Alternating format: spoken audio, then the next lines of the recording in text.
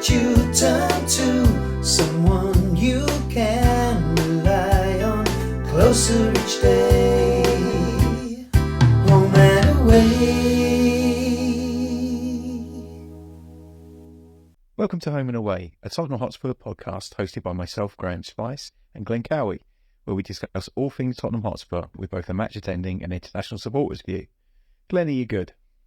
I'm good. Touched on the international supporters view. I just finished the Southampton game, which we'll get to in a minute. But yeah, I'm doing pretty well. I had a good weekend. It's Monday morning here. I saw a different type of football on Saturday. I went to the Brisbane Lions, get it right way around, the Richmond Tigers, who are playing at home against the Brisbane Lions in AFL, which is always a interesting sport to attend. I'd encourage any of our listeners, maybe don't watch it on TV. It's a lot better to attend in live. But yeah, so I attended that with a mate, and been a pretty good weekend, mate. How about yourself, Brad? You keeping well? Yeah, pretty good. And finally, think I'm on the tail end of this cough that I've had for about 2 weeks. I picked up when I was in Athens. I'm on antibiotics. Hopefully that will kill it. Well, but yeah, it's been feeling a bit better now. So I'm hoping that will continue to improve over the week. Well, we've got to cover it. It's quite funny because for our listeners, for if they care what goes on behind the scenes at Home and Away podcast, I was slated to do this 8 a.m. my Sunday morning, and I really didn't fancy getting up too early on a Sunday to talk about what was the Chelsea game. And we attempted to do it, and then Graham had other commitments, and then so we're now doing this at 11 p.m. for Graham and 8 a.m. for me on a Monday. So we're finally covering it, but we will cover 2 games for you. So the preview of the Southampton game has become a review of the result, which is fine. Well, at least it saves you from another couple of ridiculous predictions. Yeah, indeed. Indeed.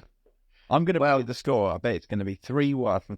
Yeah, 3-1 with Johnson getting a brace and then Matthews Tell stealing the penalty from him for his hat-trick. But no, Chelsea away first. I found it to be an incredibly blunt, I think that's the best word I can come up with, is from an attacking performance in terms of what we didn't do. No shots on target. That's happening way too often, right? But it's happening way too often with players in the team that you'd expect it not to happen. And that's the worry for me. Yeah, exactly that. Like, at least if you remember those first 10 games going back, even games that we didn't win, or maybe when we drew, we made like shit ton of chances. We just didn't take them all. I don't feel like we're even making the chances that frequently either. For some reason, we're not breaking down defences at all. But today was an exception, right? Because frankly, Southampton are the worst Premier League team ever. Currently stands. Yeah, as has been proven, yeah. But you know what? I can take you back to more recent than the 10 games at the start of his first season. I think there was a game recently. When did we lose to Newcastle at home or away, where we actually played well though and we created an absolute ton of chances? To your point, that's just not been happening, has it? But mate, you know, and even it happened in the Fulham game before the international break. We didn't have a shot in the first half for that game either. And the Carabao Cup semi-final against Liverpool. But I suppose Liverpool are a better team. But then they got beat by the Fulham. Yes, they got beat yesterday. So yeah, I mean, a bit weird. I can't put my finger on it. Chelsea for me though, that game, it wasn't like they were amazing. Like I thought. No, I think they were there for the taking. To be honest, any half decent team would have got a win against them. Yeah, they were. We were not that. And then the goal that we actually ended up conceding was just very, very poor defensively again. I mean, it was pretty weak. And this seemed to have carried over into today's game as well, which we'll get to in a minute. But the other thing I noticed in that Chelsea game was the lack of pressure on the ball. If you're a side that's going to play out from the back with the ball, you better be sure that you're working hard to get that ball back when we don't have the ball. And that's something that we seem to have done well under Ange in previous, I mean, I don't know if it's been recent, but, you know, something you could say, we've always worked hard, we've always pressed, we've always hunted, we've always gone till the end. Against Chelsea, that just didn't happen. And and when you think about it, when they're going to finish, the highest are probably going to finish is 10th or 11th at best. So you would hope that a London derby against one of your fiercest rivals who you hate would get you up for it. in terms of hunting and wanting it and trying to win the game of football. And it didn't seem to do that at all, which again is a bit of a worry that we're not seeming to be able to get up for the big occasions. I think the whole period, December, January, even February, where we were running on, second string, low on players, we stopped doing all the basics, really. And I don't think we found our way back to them yet. I think that the pressing is an absolute fundamental part of his philosophy of football. And I don't feel like they're doing it, which is interesting, right? Because if that's all they're being told for the last 2 years and they still aren't doing it, what does it say about his coaching? Or he's not coaching, right? That's the other issue. What's it saying about the method that we're using to coach the players? Are the coaches that we've employed actually doing a good job? Doing a good job of choosing them? Yeah, and calling out some players once again. The one that worries me, like the Chelsea away game, and even today wasn't the one I've just watched. Or the Son again, he's not been good at all. Like, I don't know if it's age. I mean, I love the guy. I almost feel like it would be sad to have him another season next season and watch him decline even further. I'd rather we sold him. I'm not even worried about the money. I just feel like I don't want to be around for his last knockings. I'd rather he was gone and we remember all the good times, and rather than him have another poor season and then that's the thing he gets remembered for. He just seems to cut inside and do nothing. He's lost the ability to. He used to come inside and then clip a ball into the top corner, right around the keeper. He used to do it all the time. Yeah, he get it. 4 or 5. You go over a month where he'd have 4 or 5 goal of the season contenders where he did it.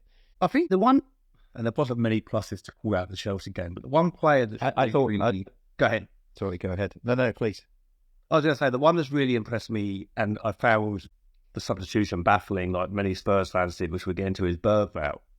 I think he's the one player who really wants to drive us forward. He's strong on the ball. He wins the ball back, and he's got a great pass on him, and he's creative, and he's kind of that all-rounder. He's got good vision. He reads his play really well, and he picks a really good pass.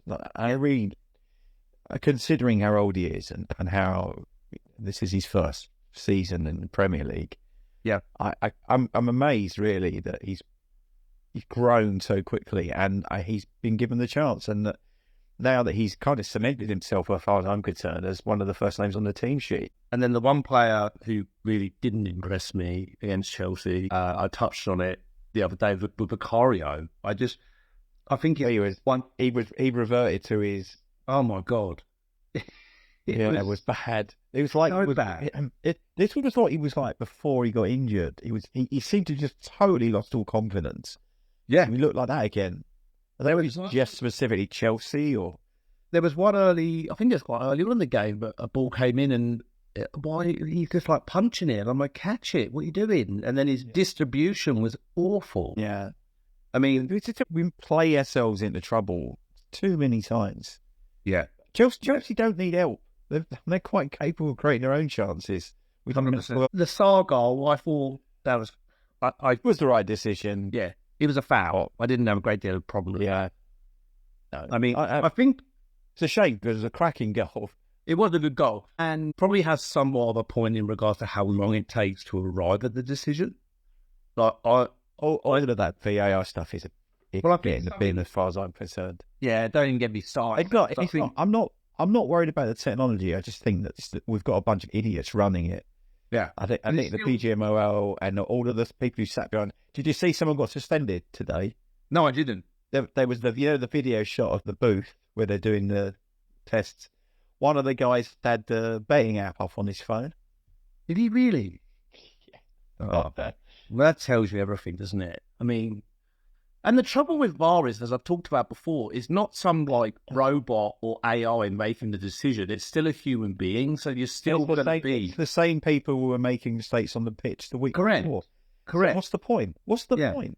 It shouldn't have taken that long to come to determine, especially that one for Sarr, because it was, for me, it was a clear foul. I didn't see what they were waiting to do. Like, it was a shame though. But then you've got obviously the fallout from that. The goal score. Oh, Jesus. Yeah, what? I mean, He can't help himself, can he? nah. But then he doubles down on it. Like, Oh, he did it. He tried to paddle it back, didn't he? But well, he paddled it back in the absolute bollocks, basically. Well, yeah, because if you look in the footage, there's a part before where he's already doing it, and then he's looking. And he waves as well. Correct. That's where he's doubling down, waving, and I'm like, well. And then after the fact, he's asked about it. No, mate. I was just hoping to hear them celebrate because it's been a tough time. I'm like, what are you doing? Like, what? I don't know, mate. He's taking it all very personally. Well, this is my thing. Like, Is he a bit thin-skinned? Yeah. Is he? I don't know what the word is, but it's like everything because he's had other altercations, and he tried to in one of the pre-match press conferences. He was saying like about bullying and about phones being the worst thing ever. I have to say, I have a little bit of sympathy with him on that. If you take everything else away, there is an issue, right, where they will shove a phone in your face, say some bullshit like to get a rise out of you, and then they'll get you on camera, and then that becomes the story. And I don't agree with that. But this wasn't someone provoking him. It was all of his own making. 100%. He can't blame anyone for this. It was his own fault. And I agree with what you just said as well, in because there's a problem with that. But as a manager of a Premier League football team, just walk down a tunnel and keep walking. Yeah. Don't give them that. But this is it. I was like, I'm going to react. I said, well, you're going to lose your job. Yeah, the story. Because also, right, of all the people to turn on, the away support, those guys are there all the time. They've spent a lot of money getting to places, and they are the hardcore nutters, and you don't turn on them. And they, I think, quite justifiably couldn't understand the substitution he'd made, and I was questioning it as well. So they're within their rights to ask as well. Well, 100% they are. Yeah, as we both said. Let me just tell my son to be quiet. I couldn't hear. Don't worry, I couldn't hear him. I don't know what he was doing. I think I could hear it more. You got him a drum kit or something, did you? He's doing something in there. I don't know. He's probably going to go back to bed. Yeah, exactly. Go to bed. So what I was going to go on to say, we both expected a defeat, right, away for Chelsea. But once again, my concern with it is there was no real fight. We didn't produce a great deal, really, in terms of big chances. But these are games where you've got the likes of Solanke in the team. And yes, we're missing Kulusevski, but we've got players back now. I'm a bit worried about Solanke. Yeah. I just think I'm not sure that it's him specifically. I tried to look earlier. I was wondering how many chances per game he's having now compared to when his last season at Bournemouth. And it's not that different. I thought maybe that the lack of service was becoming a problem, but I just think he was a bit more clinical. I think when he had 2 or 3 chances in a game at Bournemouth, he was putting them away. Yeah. And what we're getting is the kind of the average Solanke, and that he had an exceptional season, the season that when we signed him. I don't dislike him. I think he's a hard worker, and I think we could build a team where he would get more chances. But I don't think it's the team that we're currently playing. I don't think I think maybe Son of 4 years ago would be better. But I just think, and also, I don't know, I just want to throw it all in the bin and start again. I just want a massive dumpster fire. Throw it all in, set it on fire and start again. Well, and on that note, and this is just in isolation, or maybe it's not just in isolation, maybe it's more broad than that, but you made a comment on to me with the notes right before we came on to record, but you don't suggest there's any way back for Ange after calling out the away support, the thin-skinned, the general notion of the performances. Like, do you genuinely believe he's dead man walking? I can't understand why he isn't more angry with them for not playing the way that either they're playing the way he wants them to, in which case it's shit and he should go, or they're not playing the way that he wants them to, and it's shit and he should still go. Yeah. But I don't see a way around it now. My assumption is that he'll be gone at the end of the season. I don't think we'll make a decision before then. I don't think it makes a lot of sense. Like, we've got the 2 Frankfurt games, like Thursday and then the following Thursday, I think it is. Yes, bang. We'd have and another league game in between. So after that, there's only, 6 league games left after that? Yeah. And we've got Liverpool. We've got Forest. Forest coming up, yeah. That's Easter Monday. Bournemouth? We got Bournemouth again? Okay. I've forgotten all the fixtures. Tells you, I've got no interest in the remaining fixtures. Wolves between Frankfurt, Forest after Frankfurt, Liverpool away, West Ham away, Palace at home, Villa away, Brighton at home. See, some tough old games there, right? Yeah. That's not going to be an easy run of fixtures. And I'm not sure that... Well, you could easily see... Yeah. Home to Forest, you can see that as a loss. Away to Liverpool, we lose that. And then away to West Ham. Even in good seasons, we've not gone there and won. Yeah. They're doing really badly at the moment as well. Yeah, not been good. Can you imagine the last home game of the season and they want to do a round of applause? The stadium's going to be absolutely like the Mary Celeste. It'll be empty. But it has to be talked about. Right now, the fact of the matter is we are still in the Europa League and we're in the last 8. And we've probably got the hardest game out of all of them, I would say. If you were to pick the team you really didn't want, I mean, Frankfurt, they know their way around Europe or European competition there. They got good players there. I didn't even realise, just look, that Mario Götze plays for them. I'd missed that. Yeah. He's in the twilight of his career, but still he's a good player. They seem to have a pretty decent manager. So, but if Tottenham can do one thing under Ange, and we've seen this, it's played well in isolation, right? So we went and played well in one or both of those legs and found ourselves in the semi-final. Then you've got Bodo Glimt or Lazio. And then you're in a semi-final. So it's a weird season because it's like in a couple of weeks, we could be in a semi and still be equally as poor in the league.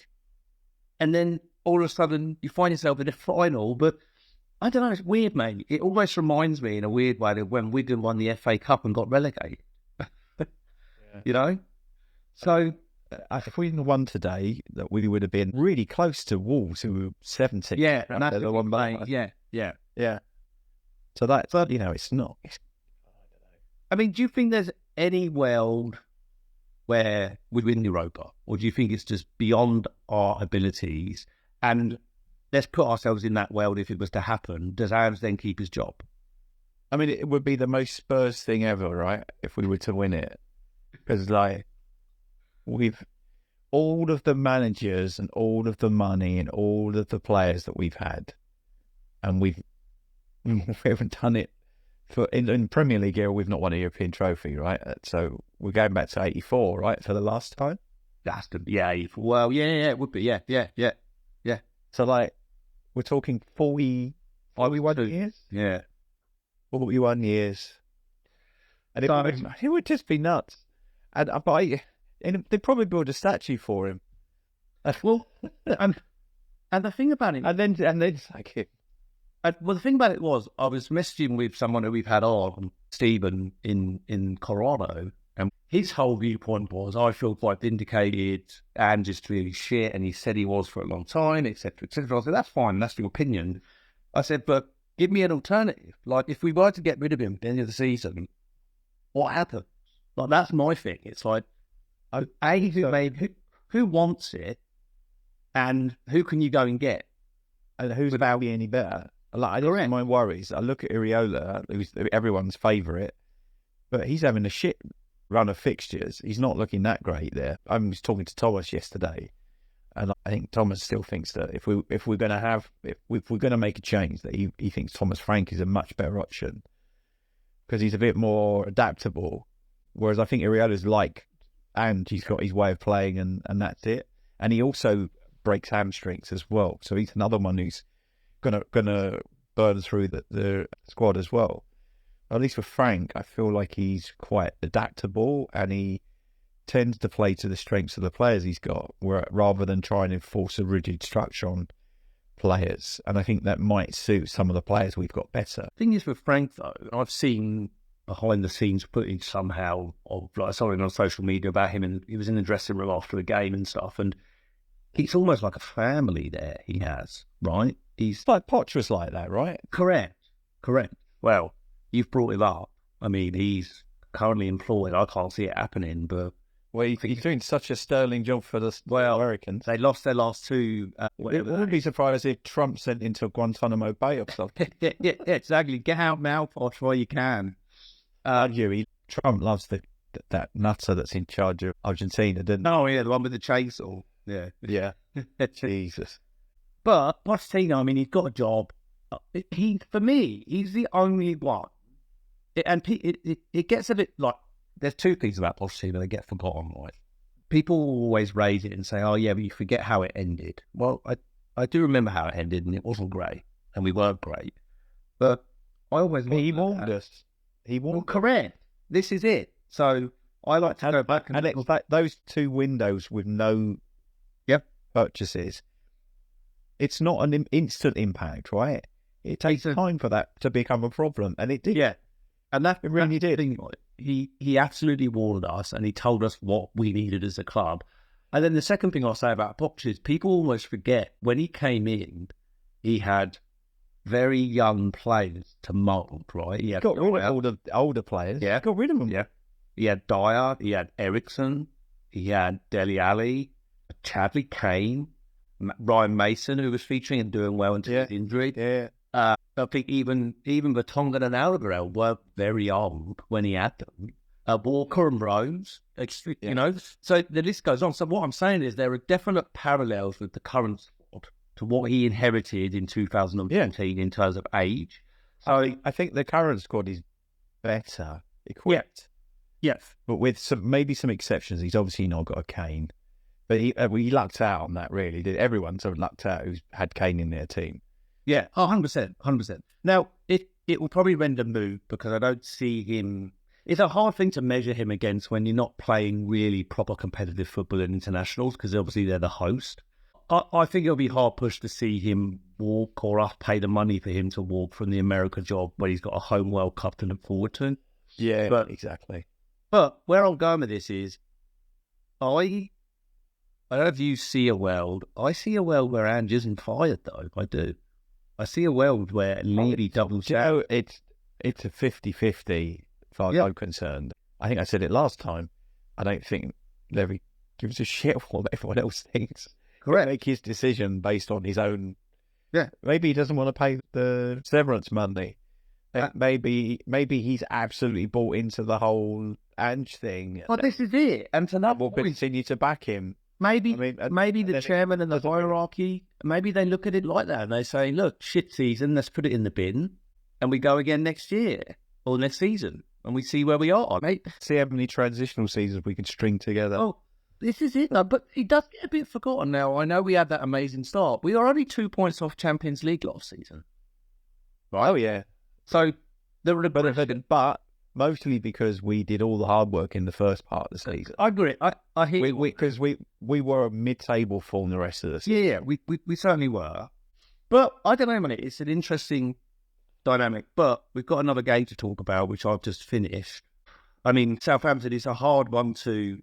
Isn't it something where you can have a 3-1 home win and I'm still not impressed? Oh, I thought our spine of the team was pretty poor in terms of, if you take the spine as basically Solanke, Maddison, I guess. I think Bentancur played okay. Yeah, he covered quite a lot of grass as well. Couple of good tackles. I thought Romero was a bit... Imagine the words Romero and rash in the same sentence again. I mean, he made a couple of tackles where he only had to be slightly off on either of them and he was a straight red. But he pulled it off. So fair play. But, you know, that's what he's got in him, right? He will give you 1 or 2 of those a season where he'll actually misjudge that and he'll clear someone out completely. See, I wasn't that impressed. Vicario was a bit better than he was against Chelsea, I thought. He was. And also, he on a couple of occasions, he tried to hit Solanke with the ball rather than pass it out. So he did mix it up a little bit. And I like that because if we do the same thing all the time, it's very easy. You just set up one way to counteract us. But if you change it around a bit, then you keep guessing, right?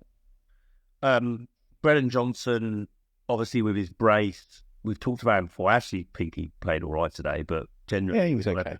Over the season. Is he our top scorer? Yes, I think so. Is it 10 league goals now? Yeah. He's got more than that. His second goal was a piss take. Like, he was no power behind that at all. It's just such a cheeky... Placed it in the corner, didn't he? Yeah. Lovely. Like, it was a lovely goal. But what did you make of Matthias Tell coming on? Coming on, I found that a strange substitution. Quite late in the game as well. Quite late in the game. If you're going to give anyone a run up front, you probably would have, why don't you just give it to Richarlison for 10 minutes? And then, secondly, Tell, whilst it was a good penalty, don't get me wrong, but taking the penalty clearly away from Johnson for his hat-trick. And Johnson won the penalty. Yeah, I don't know. I'm wondering if Tell is the Richarlison replacement for next season. Yeah, maybe. And maybe we're more likely to keep Tell than we are to keep Richarlison. Yeah. I'm not 100% sure, but it was a relation of the game today. It was, I think, I touched on it before we came on air, but accurate passes, both identical, 89%. So 419 to us, 413 to them. So we're as good as the team that got relegated with 7 matches to go. Right. Total shot, even to us, 12 to them. Possession was pretty much even as well. It's 50.9 to 49.1, which is like, that's our thing though, isn't it? Isn't it our thing, the possession game? Like, we have more of the ball. Didn't happen today at home. And once again, it's proven, worst Premier League team in history, and we didn't look great. No, we gave them too many chances again. And I think, as you said before, I didn't really see the pressure and the pressing and I just felt like again we were ponderous. It was too slow. We could have made double the number of chances. I felt like it was I looked at the number of passes as well. It's not on. I haven't got it in any of the stats though, but it was pretty much even again as well. It was like normally we have like 50% more passes than the other team or something like that. We'd just completely outpassed them. Didn't happen today, and they're not great, are they? As we know from statistically, they're the worst.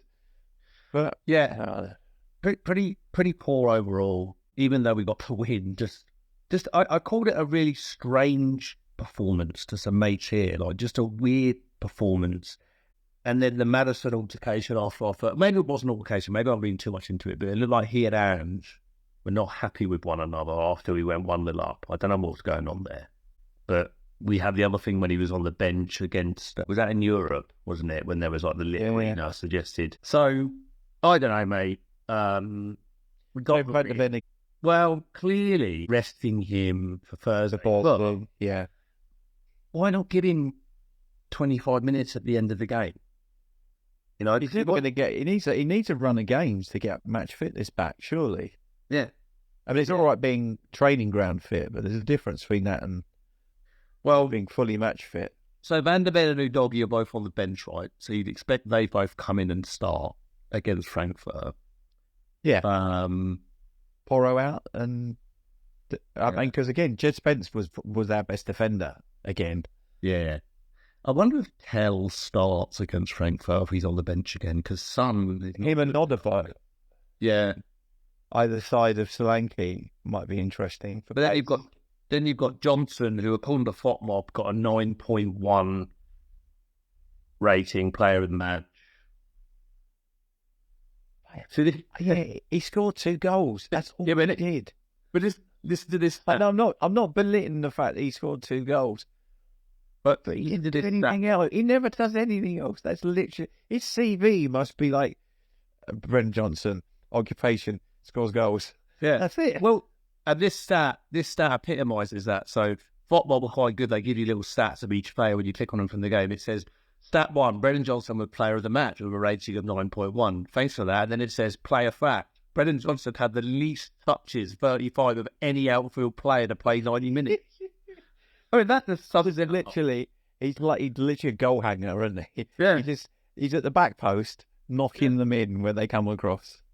Yeah. I don't know. I mean, you know, I'm not going to knock these goal contributions this season because obviously they've been necessary because we haven't scored goals from many other places. Some's drop in form has been noticeable. Like he's not scored bin for, has he? So yeah. What did you make of yet again another VAR interference with Bergvall? It looked marginal to me. I felt bad for him again as well. It would have been his first Premier League goal. It was a good finish too. Yeah, it was. And again, I thought I heard them say they weren't sure, so they didn't give it. Well, if they're not sure, then it's not clear and obvious, right? So it shouldn't interfere. And I don't know. It's just VR is a mess. Also, I heard finally that next week the semi-automated system's coming in.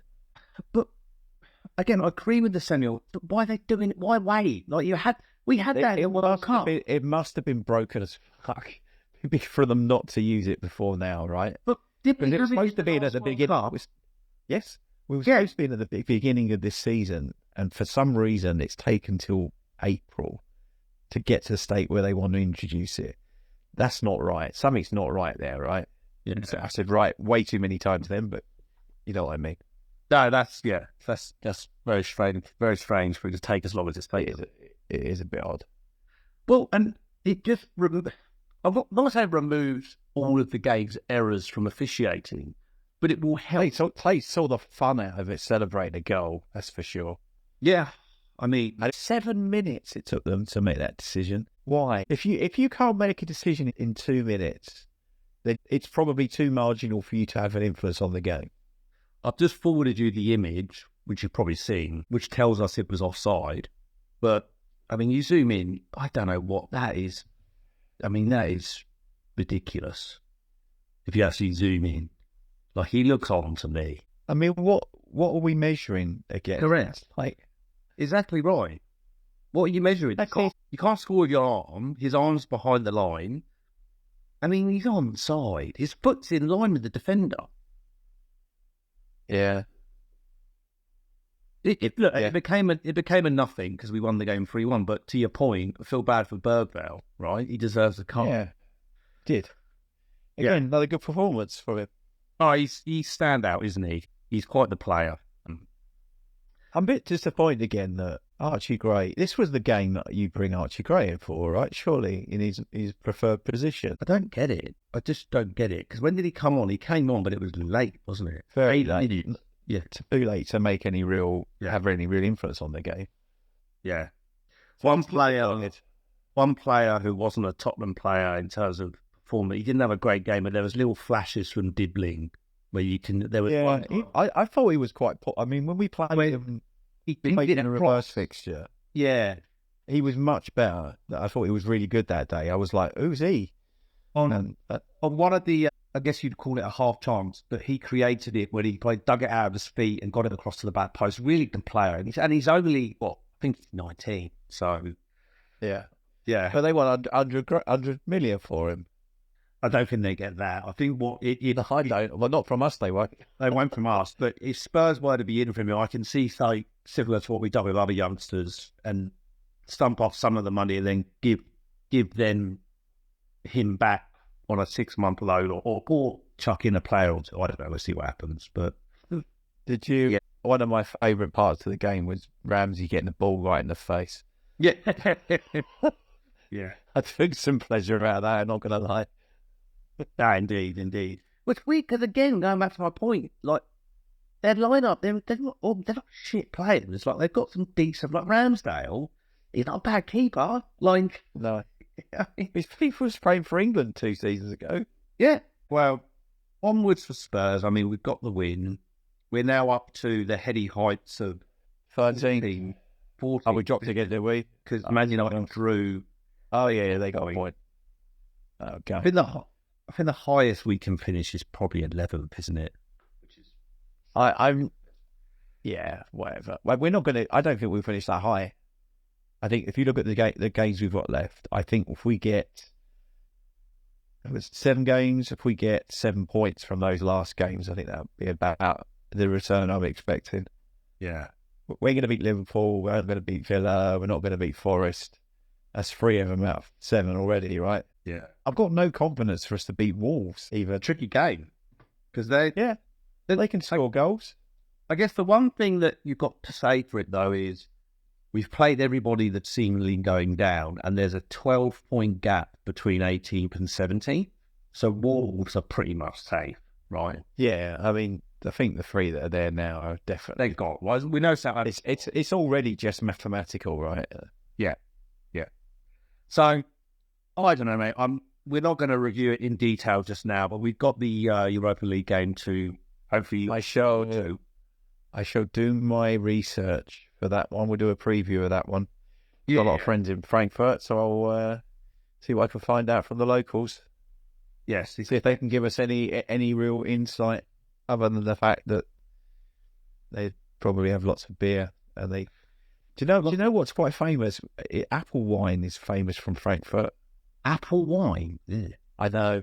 That's what I thought. Yeah. I took some customer ridings in Frankfurt and we took them out to a restaurant, and it's apple themed. So it's like they have the apple wine and cider, and all of the pork dishes come with apple sauce, and it's a thing. But yeah, I've been to Frankfurt quite a few times. Don't mind it. Never been to the football. Yeah, well, were they the team that didn't they beat West Ham in the semi? Or, yeah, you're right. Or is it yeah, they did. Yeah, yeah. I remember they're not a bad side. Yeah, no, they're decent. They went on to lose it though, didn't they? Or did they win it? I thought they won it. Yeah, I'm almost sure they did. Did they play Atalanta and they lost? They beat Atalanta or something like that. Pretty sure. Yeah, I'm sure they won it because they were Champions League off the back of it. Here, I can go to their trophies. Hold on. Yeah, they won it. Yeah, 2020. So we'll do a full preview on that one. Yeah. But to our listeners, this was a first for Tottenham Hotspur Home and Away podcast in that we didn't preview a game that happened. Yeah, we wrote the notes. We were sat down. We were just about to press the record button, and then I realised that I had a commitment that I needed to leave for immediately. Yeah. So then all worked out. The preview turned into a review. There you go. All worked out. And then you will get to our listeners, you will get a full preview of the huge quarterfinal Europa League. And we're seeing that home match is the cornerstone that remains of our season, and it's the only thing that we've got. We need a big win to take to Frankfurt for the away leg. It's going to be tough, mate. I know it is. Yeah, I'm just saying what we need. I'm not saying we're going to get it. Yeah, very true. Yeah, not the same things. Yeah. Well, listen out for, I guess, the preview of that. It's nice to have a distraction from the humdrum that has become the Premier League, I suppose. But I didn't have anything more to add other than the age-old "Come on, you Spurs." Yep. Thanks to everyone who's listened in. Please like and subscribe to the podcast to tickle the algorithm so we can get in front of more Tottenham supporters. And to close us out, as Glen said, come on, you Spurs. You can contact us on email at tottenhamhomeandaway@gmail.com or on Twitter X @TottenhamH&A. Let me be the one that you turn to, someone you can rely on, closer each day, home and away.